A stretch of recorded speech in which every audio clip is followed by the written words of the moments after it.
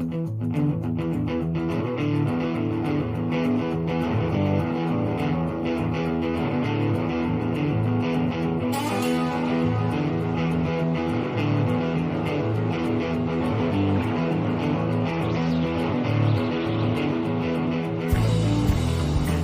everyone, and welcome to Meowmix, a Carolina Panthers podcast. My name is Steven. My name is Jerry. Let's start with the offensive line, I think. I think that may be a quicker conversation. The starters, I think, are pretty much set, right? Maybe left guard is not set, but let's just run through them real quick. Left tackle, Russell Okung, that's going to happen, right? Yeah, I don't see us trading for him. He's still on a big contract. He's been in the league. He's there. Yeah. Of course, we drafted Greg Little last year, so good depth there, hopefully. I mean, hopefully he can stay healthy and learn from Okung. I think that's probably best case scenario for us, right? Because Okung is just a one-year deal, pretty much. Let's go to center. Matt Paradis, pin him in permanent marker. He's making a ton of money. Yeah, he's not going anywhere. You might as well finish what you started with him. If he doesn't have it, you can cut him after this year. Tyler, go ahead. No, Tyler Larson. I mean, he's the backup. I think. So I don't see him supplanting him. No. But I'm pretty comfortable with him as the backup. You know, he's been around a couple years now, 2-3 years now. Yeah. Looks like since 2016, so he's been around for a little while. And then there's a couple of guys, Frederick Malgoa, who is a rookie, and then Chris Reed, who, I don't know, he's been kicking around practice squads for a while.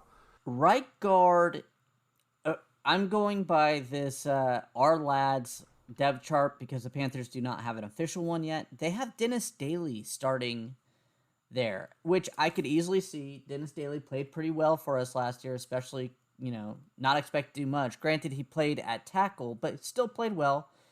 And then they have Michael Schofield, a 29-year-old signee from the LA Chargers who started many games in his career as his backup. So that one I could see going either to one of those two. Yeah, I feel like that will probably flip. The good thing about Dennis Daley is he's versatile, right? He can play a lot of different spots. So I could easily see, God forbid, Okung goes down and Greg Little just isn't there, putting Daley back at left tackle. He was serviceable, He wasn't lighting the world on fire, but he was pretty good. I think Daley is probably the guy you just plug him in where you need somebody, right? Yeah. And then after that is Jawan Bushnell or Bushel Beatty. I don't really know anything about him. I don't know. And then the right guard, and we skipped left guard, by the way. We'll get back to that. But at right guard, we've got, right tackle, we've got Taylor Moton. I feel like that's set in stone. He was the best lineman on our team last year. Per PFF, he's the best lineman we have. Yep. So he rated the highest from last year. So I don't foresee him going anywhere. I foresee him getting a nice sized contract after this year, I believe. Yeah. Good find by Herney. And then we've got Matt Caskey and Aaron Monteiro as his backups. Don't know anything about them either. I don't know what to say about these. Some of these guys, I don't know. Some linemen, because it's like, what did you do? They haven't played. Okay. He looks most big. of these, he looks strong. Good. Yeah, they're all young. Let's just say that they're all young. Both of those guys were 2019 draft picks. That Bushel Beatty was I think even undrafted. Bushel Beatty was undrafted last year. So I mean, a lot of these backups are just guys hoping to make a roster, right? And it's going back to what Matt Rule has really kind of started right now. It's a lot of younger guys. Let them duke it out in camp. Let's see who rises to the top.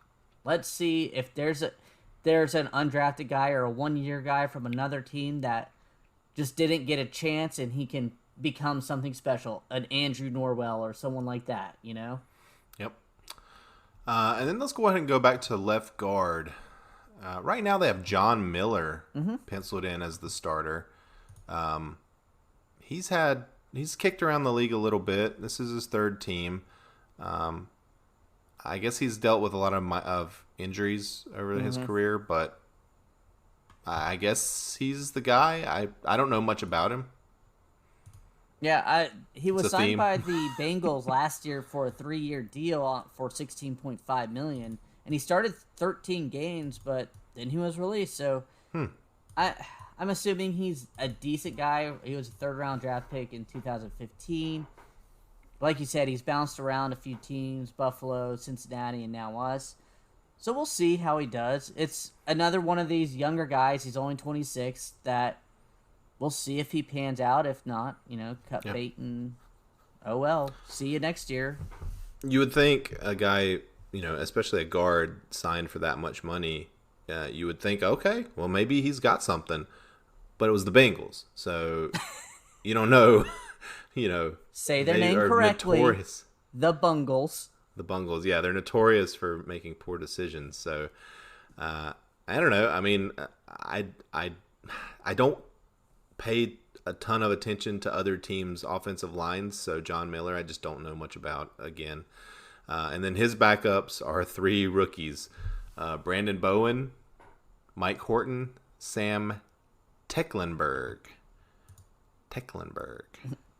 Yeah, so I don't know. Well, how do you feel about the offensive line overall? It's okay. It's still a work in progress. I like what they do. I feel like it has more depth than our previous years, like last year. Taylor Moton's going to anchor it. That's weird. He's already there where he's the best guy on the team, I think, on the offensive line.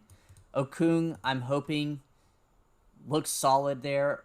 And Greg Little, man, like I've said before, this is his time to shine. He needs to show up because otherwise I could see them just strictly moving on from him already.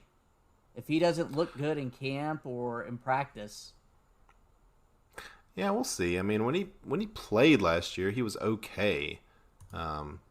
Certainly not playing as well as someone that drafted that high that you would hope they played. But I don't know that they'll just get rid of him. I think they'll give him an opportunity.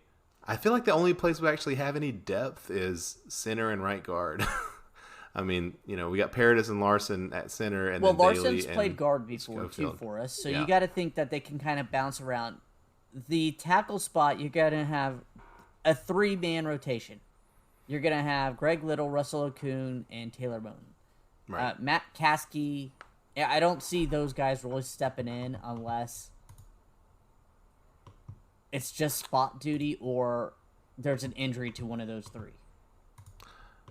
Yeah, I mean, outside of... And then, like you said, Dennis Daley could be kicked out there, too, in an emergency situation. Right. This is the thing. This is the same thing we talked about with wide receivers. If one of these starters gets hurt, we could be in trouble. Because we're going to have to rely on some of these guys who either was another team's trash that we picked up in the offseason or is unproven rookie. So offensive line was something I think we both hoped that the Panthers would address in the draft, and they didn't. Obviously, they didn't address any offensive players in the draft. So, this is probably going to be a unit that struggles and will be addressed in the draft next season. You said so. I don't think they're going to struggle that big. And I also think that the offensive scheme is going to be different. Is it going to be a lot of short, intermediate passes that gets the ball out of Bridgewater's hand fast that this line can hold up for? Yeah, and that very well could be the case. Obviously, that's what Norv Turner wanted to do, and that definitely hides some of the inefficiencies or deficiencies with the line. Of course, run blocking is going to be paramount, this year with Christian McCaffrey. Hopefully he can, he's good enough to play behind a subpar line and still put up numbers. So I don't know. Maybe you're right. Maybe we have the talent and the coaching scheme to sort of mask any of these issues. But Matt Paradis did not impress last year as a center. And then, of course, we had issues at left tackle. Hopefully, Russell Okung shores that up. But pretty much everybody else, other than Moton, is a question mark and has issues. So we'll see. I guess I'm cautiously pessimistic, and you're cautiously optimistic. Yeah, I think that's the best way to go with both of us. Yeah. Like I said, I'm really hoping that Brady kind of realizes how good the offensive line is early and kind of schemes the team's passing around that. And we have such dangerous weapons that can catch a 3-yard slant and go the distance, or That's true. The team is built around speed, so. And you got McCaffrey in the backfield that guys are going to start crowding the box, hopefully. So. Well, plus the defense has to play McCaffrey as a receiver, so you got to take one of those guys, a linebacker or somebody, away from rush duty to cover him if he's running out to the flat. So. That helps as well. All right. Well, I guess we're sort of around the same level with the offensive line, except I might be like C- and you may like C+, essentially, right? I would say C+ even would be right now the way I feel. Okay. You can follow us on Twitter at Meowmix Podcast. If you have any questions or comments, you can email us at mailbag@meowmixpodcast.com. We'll be back probably next week. Yeah. Definitely next week. Maybe another interview. We'll see. And we'll be talking some training camp, I think. Yep. 1-year anniversary week. Woo! Woohoo! Yeah, Wednesday. Wednesday is our anniversary, so we'll. I don't know. We're gonna get a episode out Wednesday, but we'll definitely have one out by the end of next week. Yep. All right, everybody. Until then, keep pounding.